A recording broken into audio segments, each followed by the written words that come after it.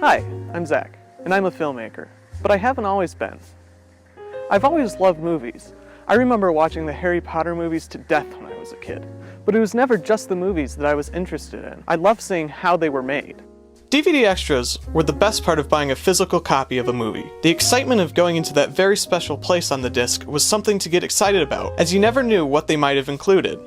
Sometimes, the extras may include only a short snippet containing a talking head style interview and the smallest amount of behind the scenes B-roll. But if you got lucky, there might be a whole new world of filmmaking knowledge to enjoy watching and seeing how one of your favorite movies is made.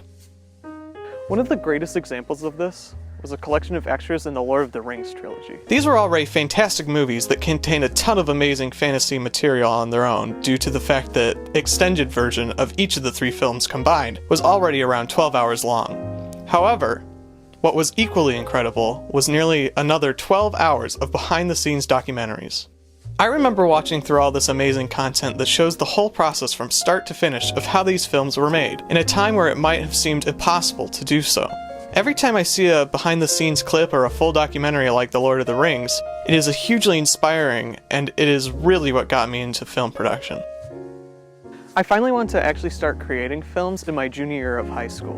Where in a couple of my different classes we had to create a video based on a topic for my econ class. This is where I discovered my love of not only filming people doing stuff, but also editing, and I was hooked. At the end of that year, I needed to create a movie trailer for a book in my English class. And this is where I went crazy into getting into filmmaking. Before this project, I was just using my phone to create videos, but I knew I would need something better to create the trailer of my dreams. So I bought a camera. This camera. A Panasonic Lumix G7. This is an awesome little mirrorless camera that can shoot up to 4K video at 30 FPS. And it's awesome. It's definitely not the most expensive camera out there, but for the quality of what I can make with it, the price was a steal. From here, the next big step in my film career was to take our high school's video production class, which we were fortunate enough to have. In this class, we created a whole assortment of different videos, from our first, which was a short film about it being just a dream, to our final project, which was a full-on short film. The first project was a bit rough, as we didn't know who we wanted to work with in our groups, and we didn't really know what we were doing. For a film production class, we really didn't have much guidance. We were given a prompt and told to go out there and do it, which did have its challenges, but throughout the year we quickly learned. By our second project, where we had to create a music video, ours being a story of a murder backed by the song Country Roads, we had fallen into our groups and had a significantly easier time producing our video, and the outcome was something our group was very happy with. By this time in my story, I was loving filming and editing videos, and I decided that I needed more toys to play with to make even better films. So this is when I got my gimbal. The way they have worked has always been fascinating to me, and the many different types of shots that you can achieve with one is incredible. So for Christmas, I asked for the Tilted Gravity G2, a fantastic gimbal that was probably a bit overkill for what we were making, but absolutely awesome. With my new tech, I continued to make videos with my group.